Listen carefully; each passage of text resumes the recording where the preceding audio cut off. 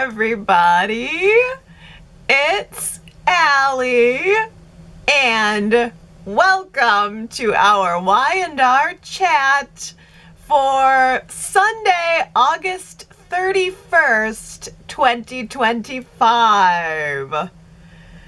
If Kyle actually manages to get Claire to say yes to his marriage proposal on the same day that she found out that he kissed Audra, then I actually think that Kyle and Audra belong together because they are both such smooth operators. It would be quite a feat if Kyle was actually able to get Claire to say yes after all of this. He did finally come clean with her. Yes, something did happen between me and Audra in Nice. I allowed for a kiss. That's what he said. That's exactly how he put it. I allowed for a kiss. Not we kissed. Not even she kissed me. But I allowed for a kiss. That is a brilliant skirting around what happened. It's very, very smart phrasing, Kyle, you big weenie. Because it makes it sound like the kiss just happened to him, but it doesn't outright lie either, you know? He's craftier than I thought. I've got to give him credit. But there's really no way of explaining it away. He can't explain himself out of it. He can't crafty himself out of it. He kissed another woman, period. And then he didn't tell Claire until she pressed over and over again. I mean, wouldn't you be mad? Wouldn't you want to just call it all off? I don't know. Would you forgive him, Y&R chatters? I did appreciate Nikki's advice, mostly because she delivered it in that incredible blue and white suit that I could not keep my eyes off of. I mean, the outfit in which the news or opinion is delivered matters in how I receive the information. But Nikki said, okay, so this happened. You would think grandmother and mother would be furious with him and just want to call it all off. But what Nikki said was, well, do you love him? And do you think he loves you? Yes. Yes. Well, then let that guide your answer. Let love guide your answer. And that is such a Nikki thing to say because Nikki is the queen of letting love guide the answer.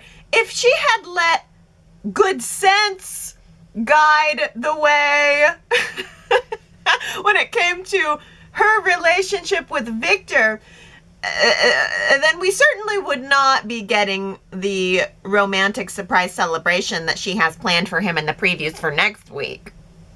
But let's not be Nikki right now. Let's be Claire right now. Let's put ourselves in Claire's fashionable shoes this week. And my goodness, she did look so good this week too. Claire's fashion game is up. She looked so pretty through all of this. The face was giving all the right reactions. She was glowing. I love Claire right now. I mean, for the past month, I feel like every week I say, oh, go Claire, she's so awesome. Yeah, she really looked good this week and the acting was good this week. Claire has been very enjoyable, but she's going through it. So let's put ourselves in her shoes. She just lost her dad. She fought so hard to be with boyfriend, then finally gets this approval from grandpa, and now finds out that boyfriend kissed another woman. I mean, I would definitely be mad. And I would also definitely be second guessing the entire relationship, because if he can be kissing another woman while we're dating, then who's to say that he wouldn't do the same once we're married? Ding, ding, ding, ding, ding, ding. Kyle, salute. solution to it all, I'll ask Claire to marry me, and that will prove my commitment to her, which is a solid plan.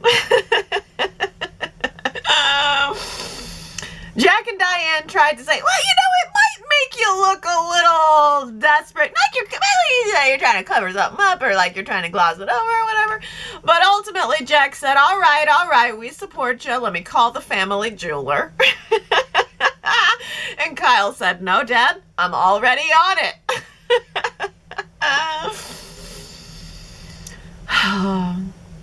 You know you're rich when the jewelry store comes to you. That is so opulent. So soap opera. I don't know, maybe it's just that the jeweler knows that they've all been married so many times and there's certain to be another one right around the corner. So the jeweler just has all the engagement rings ready in a box on call for when any of our characters need a ring. But the big question, of course, is, will Claire say, I do or I don't? I'm sure we're going to find that out next week. Who knows? Maybe we'll find that out on Monday. I don't know. But I don't think so. I really don't think that she is going to agree to accept that ring. I think Kyle is going to be very disappointed with her answer. I don't know.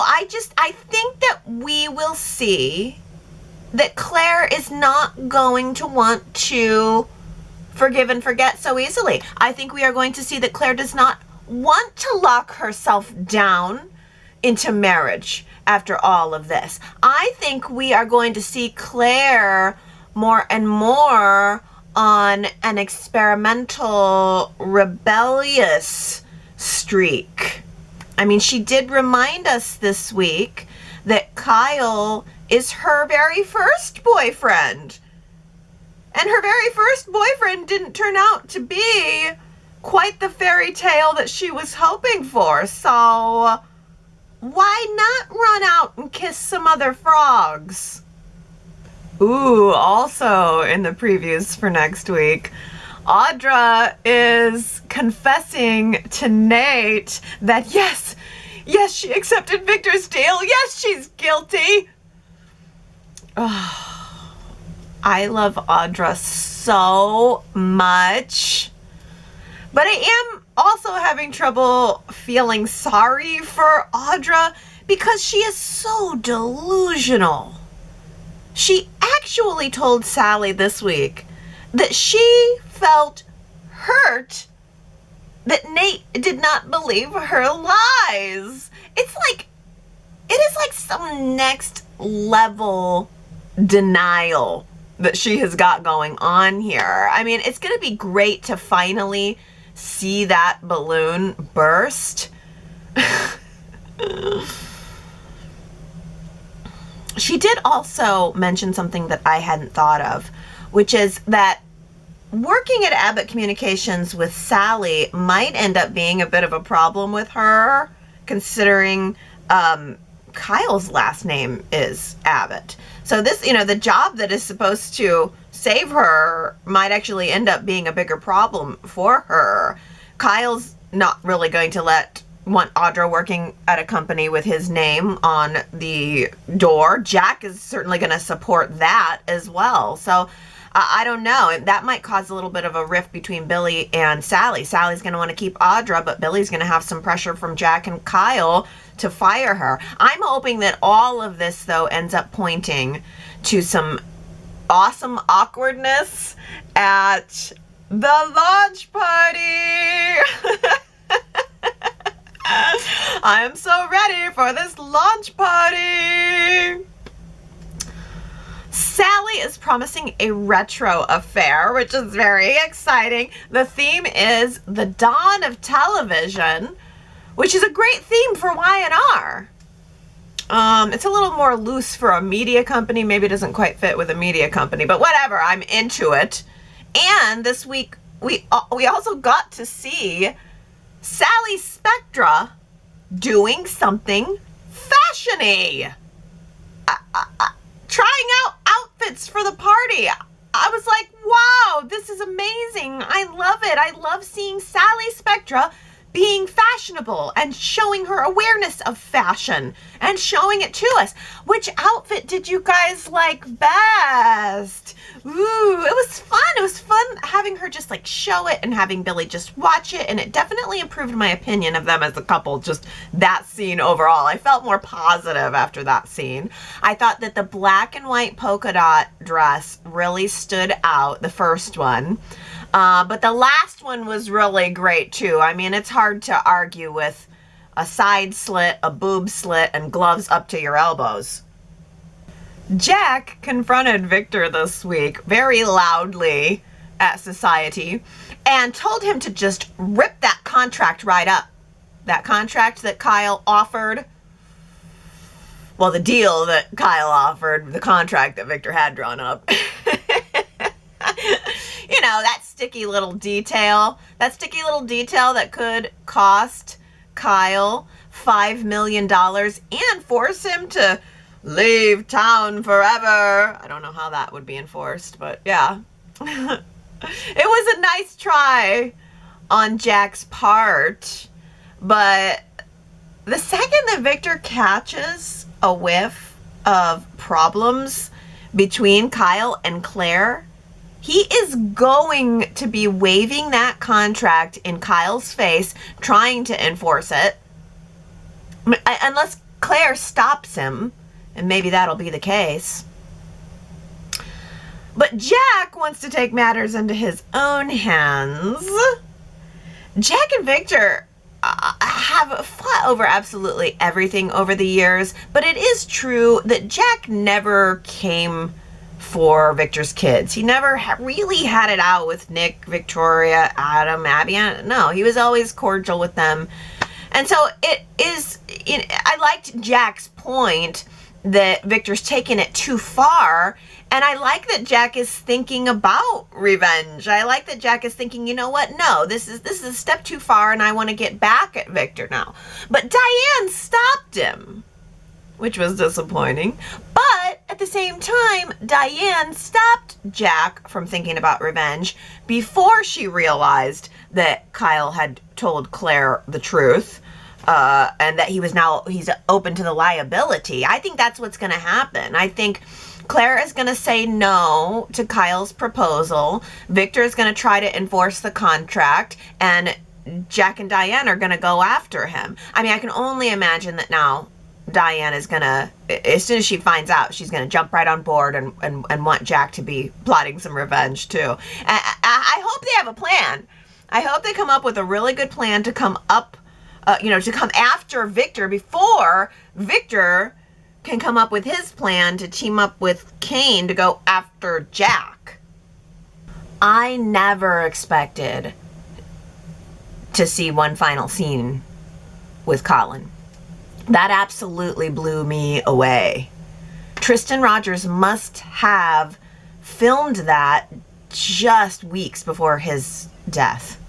And then to have it air, to see him on screen right after he had passed, I mean, that was just remarkable. And it's a remarkable thing to do on his part, to film your character's death scene while you are dying. I mean, has that ever been done before? I'm sure, but it just strikes me as so incredibly brave, to be willing to show that, to be willing to show yourself fully. To be so committed to your craft, and to be so willing to give of yourself creatively in that way up until your last breath. I mean, it's astonishing. That's an astonishing thing to do, and an astonishing gift. It actually, I'm thinking about Catherine right now too. It reminds me of Catherine. I'm sure Jean Cooper knew that she was not doing well when she filmed her final scenes which we also saw after she had passed. But I mean, she must have known she wasn't feeling well, and yet she went to work that day and she gave her performance and she said thank you and good night, and she went up the stairs, and that was the last time we saw her. And I guess so it flooded a lot of feelings for me seeing this, and as it should, as I'm sure it did for everybody. And honestly, it turned me around on the story. Seeing Colin there, it turned me around. Well, it does seem like the story has started to take a turn. I think that Y&R has had time to get the message that we don't want to see Cain as Aristotle Dumas single-mindedly plowing through Genoa City. So I think they gave us Colin encouraging Cain to shed the mask, to bury Aristotle Dumas and focus on what matters most, family. I think they did that for that reason. Colin also encouraged Cain to do what he had to do to be with the woman that he loves, which is Lily. And I think they did it, Y&R did a good job of bringing that back to Colin's love for Jill. I chuckled a little bit when Colin, in his most Colin way, is lying there on his deathbed and is saying about Jill, what a woman. And I feel like that was true. I feel like that was representative of their relationship. I'm not just saying it, because it's over. I feel like Colin really had a thing for Jill. They had a thing for each other, and I appreciated that he said, that he don't tell her how much I really loved her, because that would only make it harder. And I liked that. I feel like Jill and Colin had a really great romance. There were so many funny moments between them. There were so many poignant moments between them. I think it would have been appropriate for Y&R to maybe have dug into the archives and given us a flashback or two. But since they didn't do that, I went back to the Y&R Chat archives and I found a little gem of a little short 3-minute clip from Y&R Chat, March 26th, 2017, right at the end of Colin's long run on the show. In 2017, his story with Jill was wrapping up. He did come back for just a little squeaky bit in 2019, but the clip is titled Forgiving Colin, and it was right as his actual story, meaningful story, was being wrapped up on Y&R. And it's funny because I was exploring the idea of forgiving Colin on the same, in the same time that Cain this week was grappling with that very idea of forgiving Colin. So it's just weird. In March 2017, I was asking myself if I could forgive Colin. Today, this week, Cain is asking himself, if he can forgive Colin. And on video, no less. Cain was making his video exploring all his feelings as I was, doing so in an alternate universe. I think it's a fun little Y&R Chat flashback clip. It's a very Allie clip because I am declaring in all my Allie-ness that I don't want to forgive Colin. I refuse. I'm going to hold on to all my anger toward him forever. And in the end, I come around to some surprisingly poignant ideas and thoughts, and it's surprisingly timely. So anyway, if you're already one of my email peeps, I have sent that clip out to you this morning for you to enjoy on your Sunday. It's short. It's just a little something. If you're not one of my email peeps and you want to be, you can go to yrchat.com/storylines to to sign up, and the clip will be automatically sent to you as soon as you sign up. It'll be right in that welcome email, so you can still watch that right away. So yrchat.com/storylines, and the story continues on. Kane's whole change of heart this week was brought about by a masterful Victor Newman checkmate. Leave it to Victor to destroy everything or fix everything. But for me, this week, he fixed it.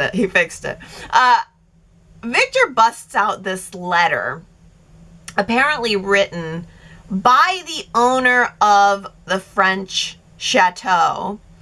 And it was addressed to, I don't know, Lord whoever, one of Colin's aliases.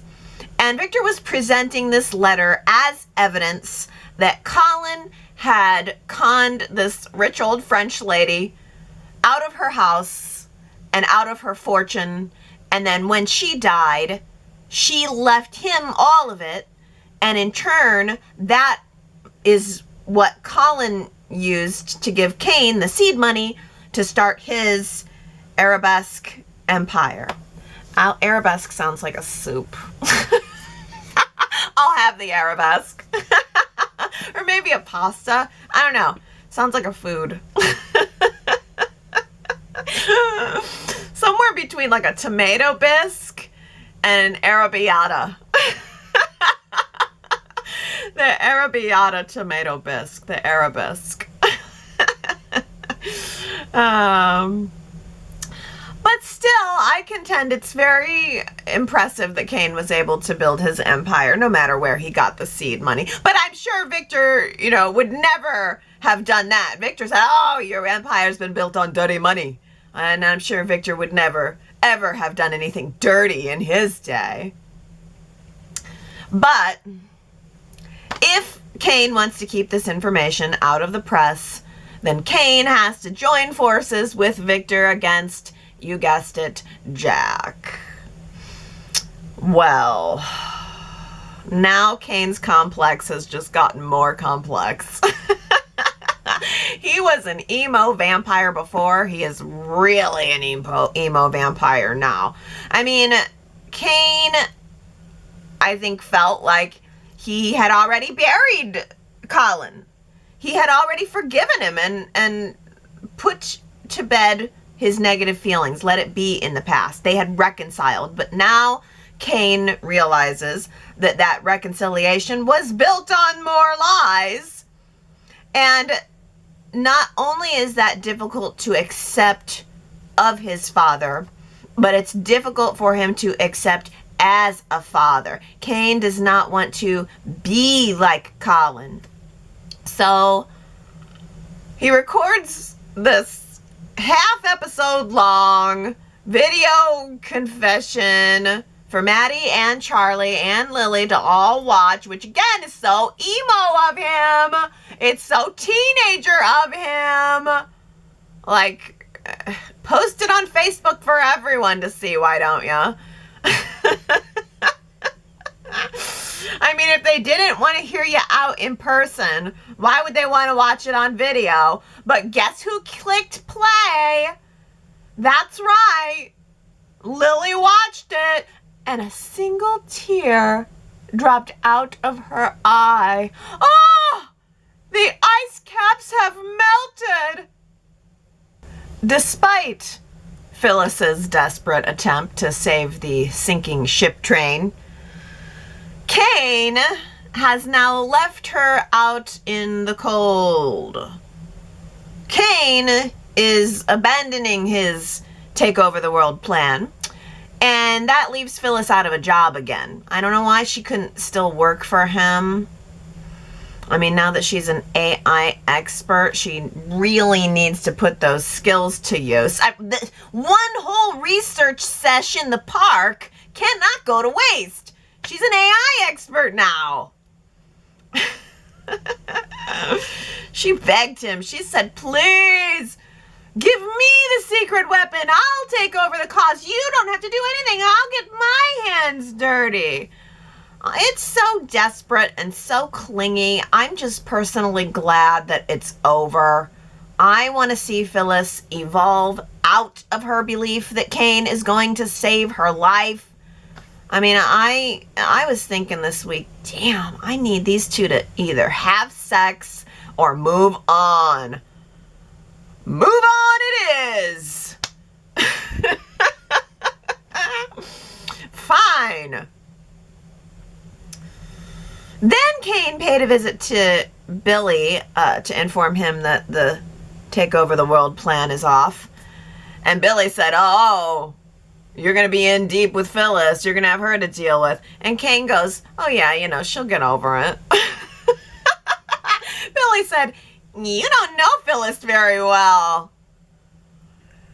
I kind of like the idea of Phyllis working with Nick instead. I don't know. I mean, every time Nick and Phyllis have a scene together, like the one they had in the park this week, I tune in.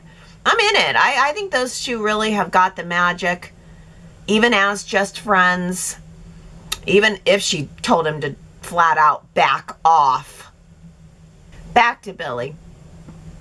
So Cain went to Billy's house this week, and we haven't seen Billy's house in a while, I think. It felt like a while since I've seen it, or maybe just seeing it through Cain's eyes for the first time made me look at it differently, because I really do like that set. It has a very mid-century male feel, and I can see, it feels like Billy, and I can see why Cain would like it. I could see why Cain and Billy would be friends. Cain likes trains. Billy likes boats. The nautical theme is very there. He's got the sailboats and like an octopus squid thing on the wall. It's very sea-like in there. Loose sea theme in there. But anyway, Cain tells Billy, yes, go ahead and go after Chancellor. Chancellor's all yours. Go for it. I'm out of the running. But Billy doesn't trust that Cain is out of the running. He thinks that Cain is setting him up. He tells Jack that the plan is off to try to befriend Cain to get on the inside, which is the same thing like Adam was saying to Nick early in the week. No, we shouldn't be friends with Cain. It was everybody had the same plan. Go be friends with Cain to find out what he's up to. But now Billy's saying, no, we're not going to do that. And Adam's expressing the same thing to Nick. So storyline dropped. That's the summary there. Storyline dropped. Cain made a vague comment about the dropped storyline at the very end of Friday's show to Amanda, by the way, who frankly, after the disaster in Nice, I was not happy to see. I don't know. She left a bad taste in my mouth. I didn't like her attitude. I didn't like her acting on Cain's wicked behalf and the whole contract to trade Chancellor for Nick's freedom. It was yucky. And I don't know when Amanda and Phyllis became so hostile toward each other. They're supposed to be friends, but there's this undertone of hostility between them now. We should go get drinks, but it's like they can't stand to be in the same room together. I don't get it. I blame Cain. I blame Cain. But yeah, Cain said he's backing off his big plans. Just long enough, though, to take the attention off of him, and then he's going to strike again when the time is right. Yeah, right. Yeah. I think the Cain plan was never solid to begin with. I mean, we've been all wondering, what's he going to do? How exactly is he going to take over all these companies when they're privately owned? Oh, and now he's just dropping it. Yeah. He never had a plan to begin with. The whole Cain versus Genoa City thing that we've been stewing in for months now, went absolutely nowhere. That's the update this week. That whole thing that we've been going through for the last several months, you know where it's going? Absolutely nowhere. Y&R just dropped it. Now it's just up to Billy. Billy can just go after Chancellor. We'll just work with that. Billy can go after Chancellor, and Cain can work with Victor to go after Jack. And I don't know, we'll splash between the two media companies, between Newman Media and Abbott Communications, we'll just splash all the town's dirty laundry all across screens, all across the country. We all give our hearts to the wrong person sometimes. It's true. We all give our hearts to the wrong person sometimes. Who do you think said that? I feel like you're going to think it's one person, but then you're going to go to yrchat.com and find out that it's another. Well, I do want to read some comments, but I also want to say a quick happy birthday shout out to Sandra. I haven't heard from Sandra in so long. Sandra, are you still out there? Say hello to your old friend Allie this week and your other Y&R Chatter friends this week if you have a chance. Happy birthday, September 3rd. All right, let's talk about Kane. Gary says, if Kane gives up the stupid taking over the world plot, I can accept him. Gary, this is exactly how I feel. You have summarized it so succinctly in one sentence. If Kane gives up the stupid taking over the world plot, I can accept him. Yes. Done, please. Done and done. Check, check. This is funny from Russell, who says, Kane's shirt keeps opening up more and more. It'll be completely undone by Tuesday. Is that his wedding band on the neck chain? Okay, couple things. I noticed this right away, that he loves to show his chest. He has a nice chest. He's got that chest hair. That's like his thing. I'm not all negative, Kane. I am complimenting the chest. I think it's nice. I like it. The little peekaboo on my chest, on his chest hair. But it's hilarious, Russell. I wish there was like a time lapse of the shirt becoming more and more unbuttoned, until the point where we can see that he's wearing what I assume is his wedding band to Lily on a chain deep down in there. Because we saw him in Nice pull out that ring dramatically, and didn't he? He did like this dramatic hand thing where he pulled it out and it was just like on his, loosely hanging from his hand, like, oh, this is how broken I am. Look at me, a broken man of my broken marriage. So that happened. But little by it's so representative. It's like we're seeing the peeling away of Kane. He maybe the button was tighter earlier in the week when he was still feeling the Aristotle Dumas thing, but then as he unmasks himself, the shirt becomes more unbuttoned, revealing more of the chest, revealing more of the wedding band that sits close to his heart. On a chain. Well, more importantly, from Russell says, Allie, I don't think the train monogram is backwards. I think it's CA for Kane Ashby. The C font makes it look close to the A and could look a bit like a backwards D. Russell, you have solved the freaking mystery, and it blows my mind. But I have gone back. Let me tell you, it took me some time. I went back through my photos of the train car in Nice, and I compared them to the train car as is right now, and here's the truth. We're both right. It is the same logo. It is flipped backwards. But they have stylized it in exactly the way that it's actually quite perfect and unbelievable how whoever came up with that logo and then flipped it so that AD perfectly looked like CA when flipped backwards. I'll post a side-by-side photo at yrchat.com in the post for this week, because you won't believe it unless you look at it. The nuance is incredible. It is literally the same logo mirrored exactly backwards. So I'm right.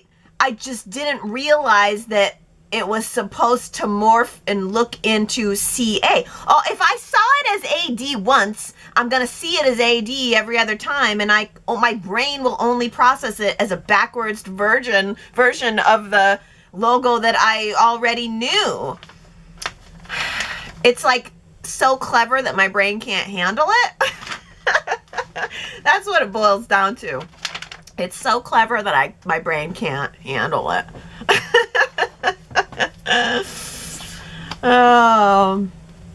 Moving on.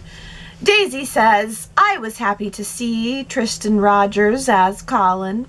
It was so great to see Y&R honor him as he revisited the character he performed on the show with the craft that he embraced and perfected in his lifetime. Such a great actor. Such a great actor. Yeah, I mean, I only know him from Y&R, but, the most of his work, I think, was on General Hospital.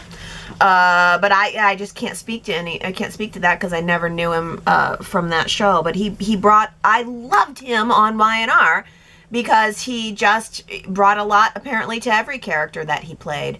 And what a treat to us that he was willing to close that out. I mean, I appreciate Y&R asking him and giving us that. And, I mean, just the irony of it all. It's just incredible. I'm kind of expecting that there will be a memorial card maybe on the end of one of the shows in the coming weeks. I mean, I'm surprised they wouldn't do it at the end of his episode, or did they? I don't know. I don't watch the broadcast version of the show, and sometimes, honestly, when the final scene goes black, I'm out. I got stuff to do. So I don't know. If they did that, I might have missed it, but I'm sure there should be a title card there at the end of an episode coming up if it hasn't happened already. But yes, Tristan Rogers. Just, yes. Yes.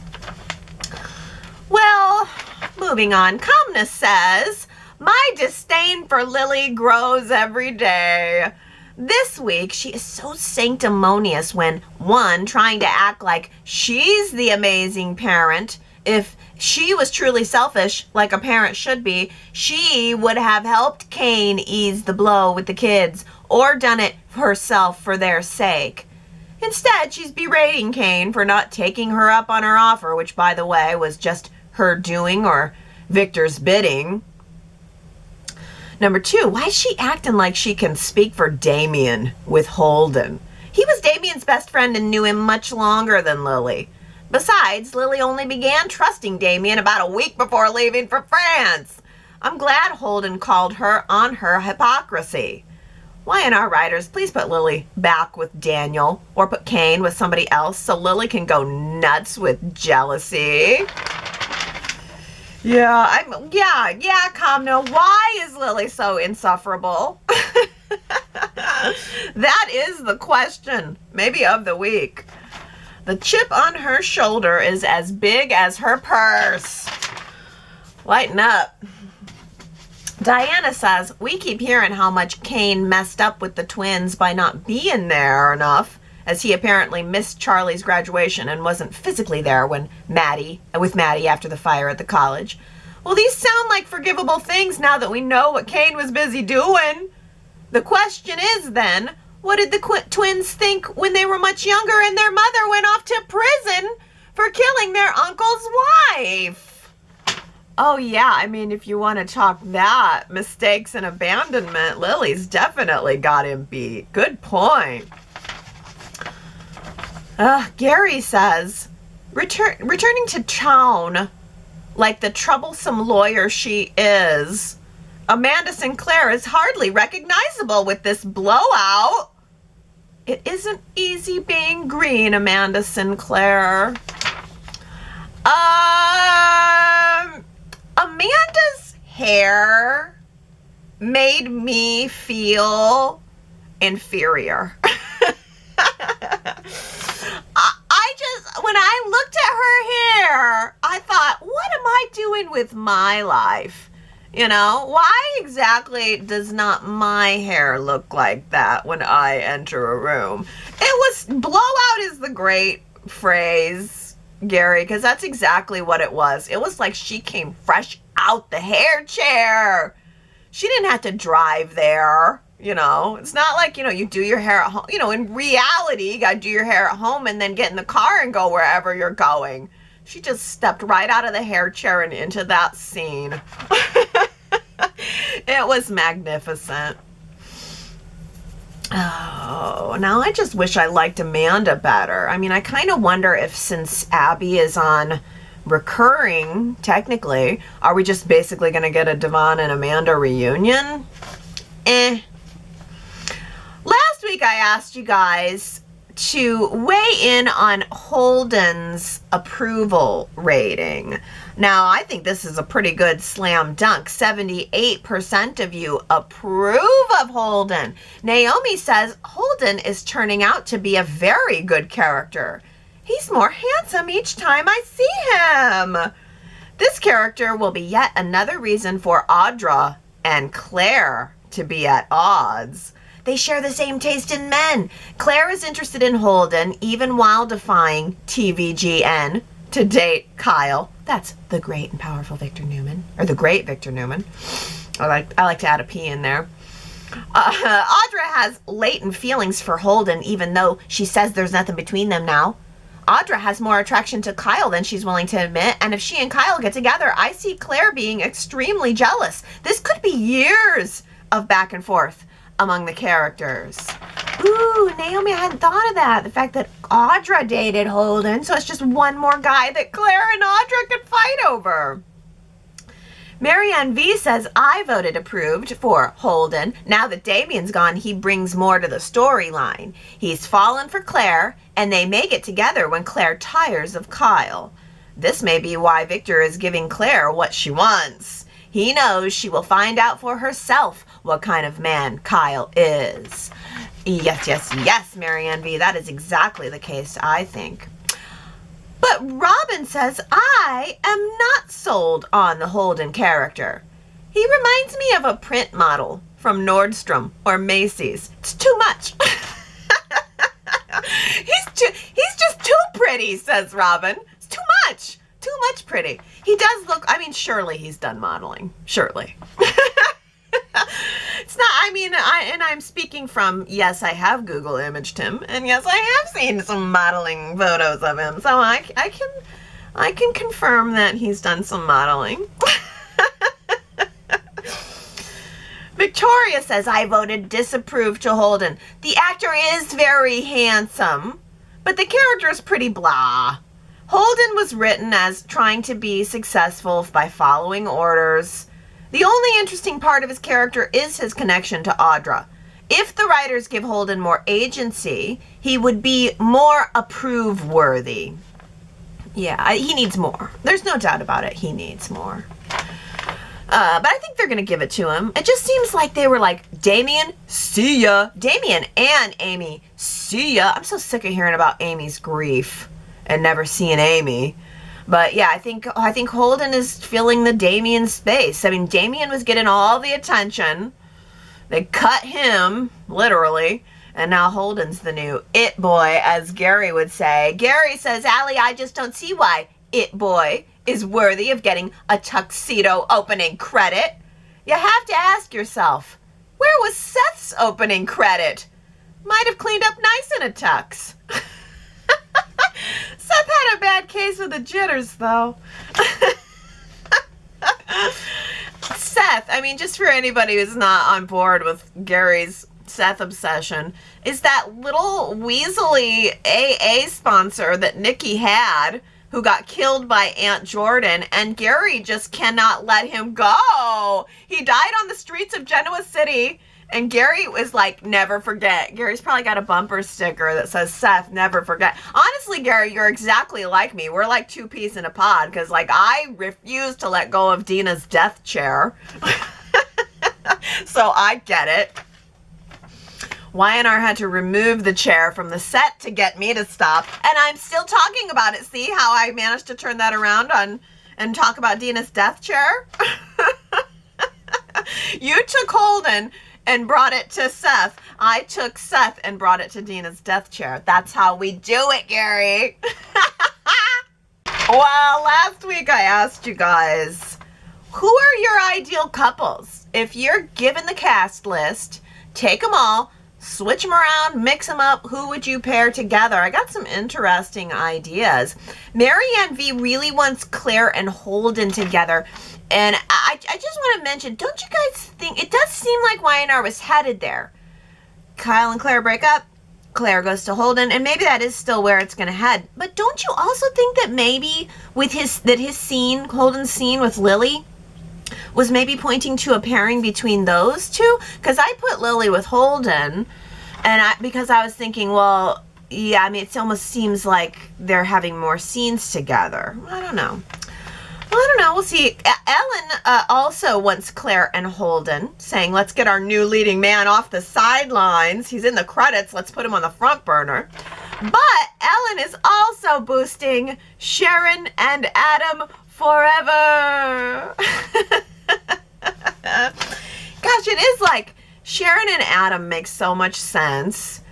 And it just seems like Y&R was never able to make it work after the Sharon Case Michael Mooney pairing. When they brought Mark Grossman on, they tried. It was clear that he was brought on as a match for Sharon Case, and then they hooked up. And then Mark Grossman and Sharon Case hooked up. And it seems like as soon as you hook up on, if the actors hook up behind the scenes, you're automatically not able to be a couple on the screen. It just seems like when they hooked up, it just didn't work out on screen. And then the same thing happened between Mark Grossman and Courtney, what's her last name?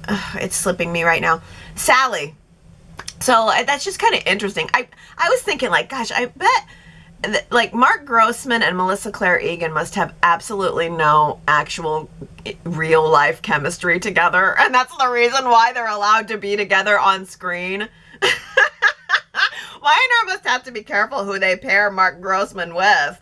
He's got this, like, you know, sexy power that the actresses are gonna fall for. If your character kisses Adam, ooh, your whole life is gonna be thrown into turmoil. Tony had some interesting pairings here. Claire and Daniel.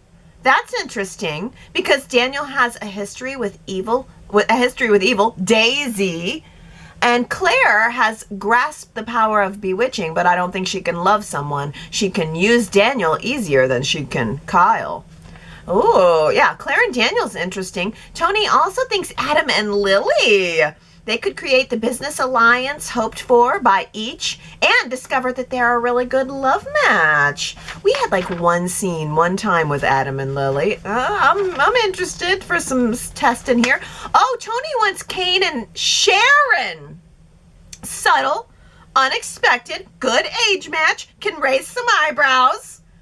I like it. Tony also says Mariah and Holden. Make up a past there. Some connection through the Cassidy business.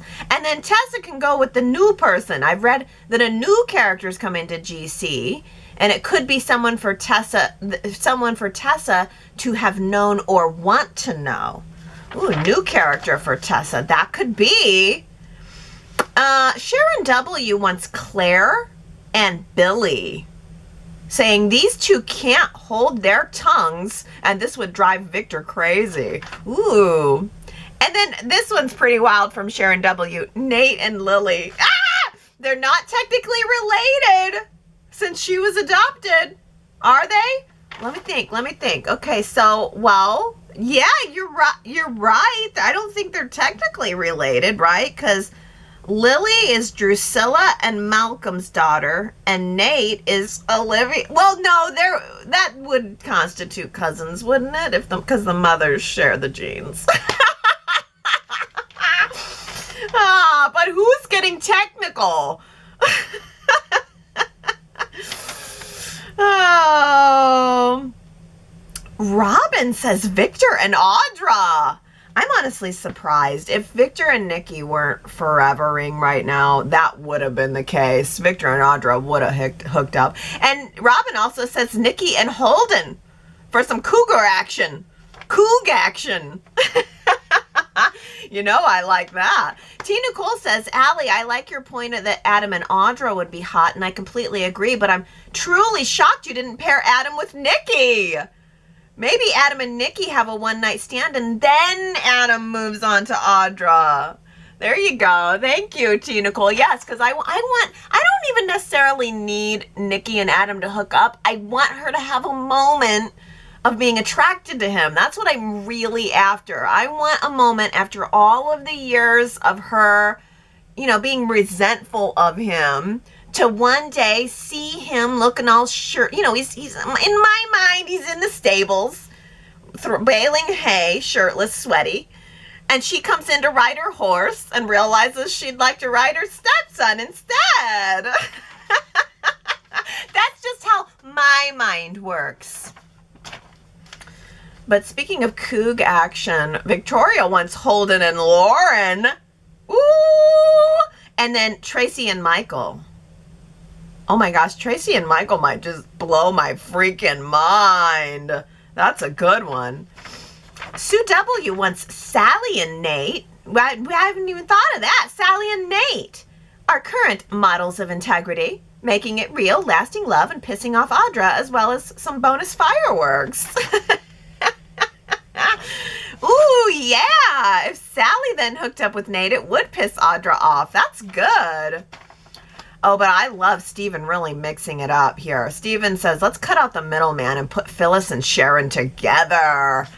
What a scandal that would be. I mean, the viewers would lose their minds. Phyllis and Sharon, after all these years, cutting out the middleman and just hooking up with each other. Extracting the broom from his arse, putting Holden and Abby and Devon in a triangle. Or is this a thruple? I'm not sure. You want them to be fighting over Abby, Holden and Devon fighting over Abby, or everybody just hooking up? Devon and Holden hooking up. And Steven wants a midnight jam sesh. Daniel, Tessa, and Mariah, I'm assuming, turning into a little threesome there. Now that's the idea. That's thinking. That's smart thinking. Instead of the whole Tessa, Daniel, and Mariah thing, just put them all together. That could work. But T. Nicole says, now I am confused as to why Y&R started the Mariah storyline when they did. There could have been other ways to pull Daniel and Tessa closer by just having Mariah being distant and struggling with the Ian Ward situation. I find it crazy that we learned that Mariah killed someone, or at least it looks like she did, and there's barely enough to follow on that. But that's a pretty huge story to have, and then in the past months, we've gotten very little Mariah scenes. The focus has been all Tessa and Daniel, and nothing on what happened in the business trip. If it was just to break up Mariah and Tessa without Tessa actually cheating, then they could have gone so many other directions than Mariah smothering someone to death by a pillow. I think the storyline came out at the wrong time when the big Aristotle Dumas reveal was happening. T. Nicole, I agree, and I'm glad you brought this up because it's a misstep. It is a misstep. I feel like they probably had a story built there for Mariah. It was coming out right after Ian Ward's death. And then I just feel like the whole focus of the whole show became about Cain, Aristotle Dumas and Cain. And this just got swept right to the sideline. And you're also right that there has been way more focus, way more scenes with Daniel and Tessa than there has been on the fact that Mariah freaking killed somebody with a pillow. I didn't need it. I mean, I really didn't need it. We could have had Tessa and Daniel get together another way, or we could have just put the focus on Mariah and the murder. It's a misstep. That's all I can say.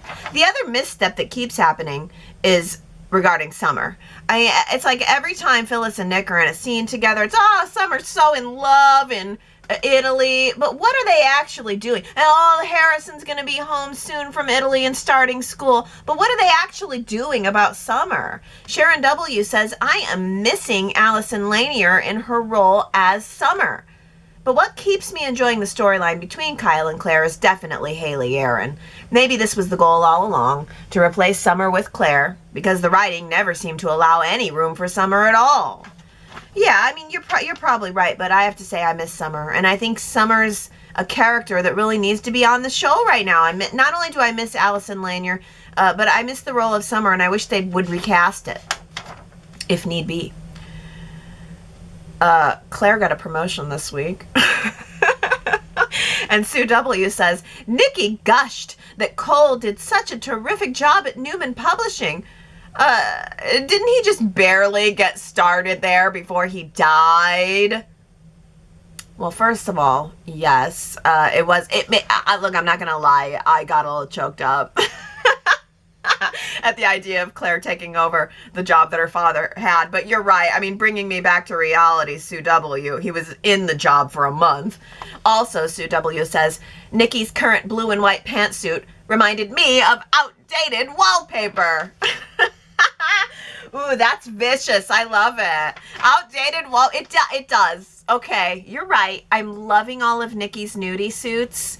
I think it's a really freaking cool fashion trend. If this is like her new thing, nudie suits, Nikki's nudie suits, I think she should start her own fashion line and just like do that. That would be fun, fun, fun. But I am going to give it to you, Sue W. It looks like bathroom wallpaper.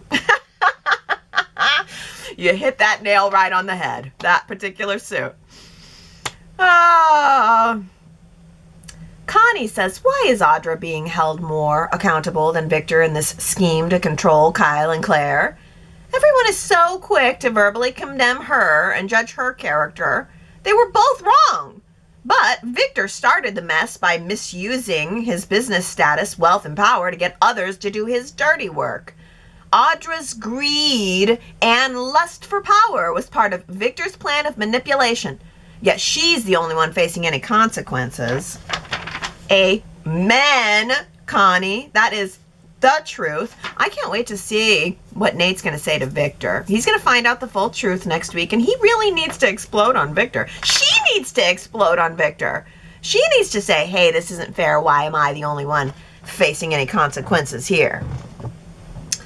Well, Jack screamed at Victor this week for us, and Russell says, it was opposite. Russell says, Victor screaming at the top of his lungs at Jack at Society. They should have had some extras dining and looking at them with shock and interest.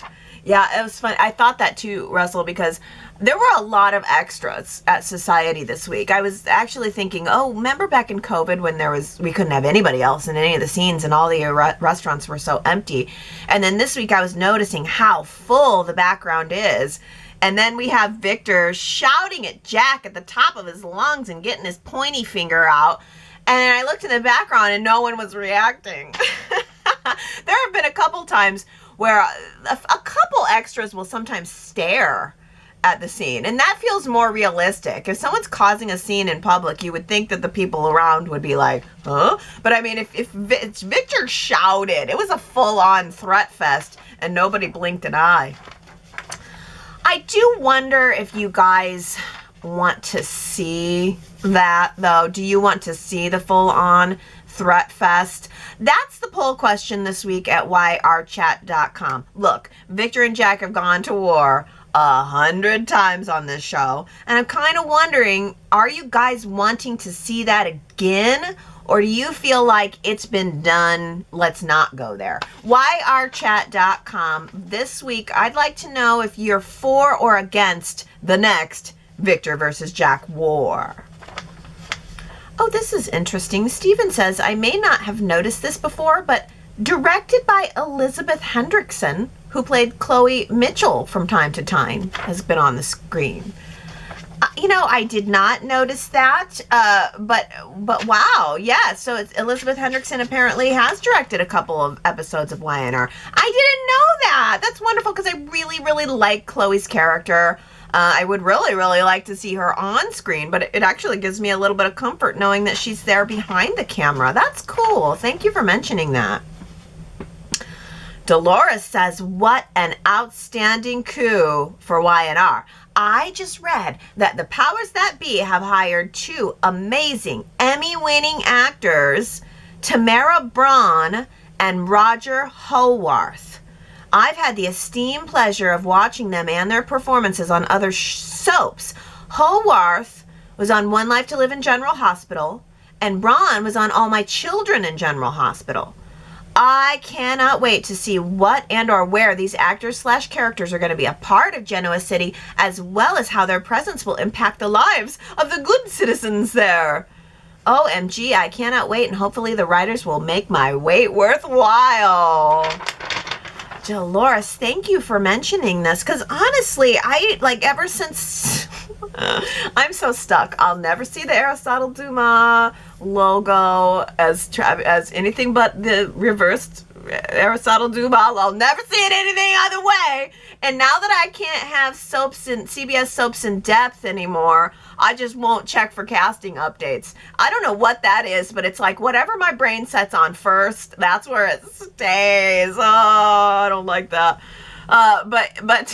Yeah, so I don't even check casting updates anymore. I don't even check it regularly. It used to be part of my routine that I would check CBS Soaps in Depth before doing Y&R Chat, and now it's just like, I don't even bother. So I didn't even know that these casting updates were there. So thank you again for posting that. So, and I do encourage people to please continue to post casting updates, because I don't get them.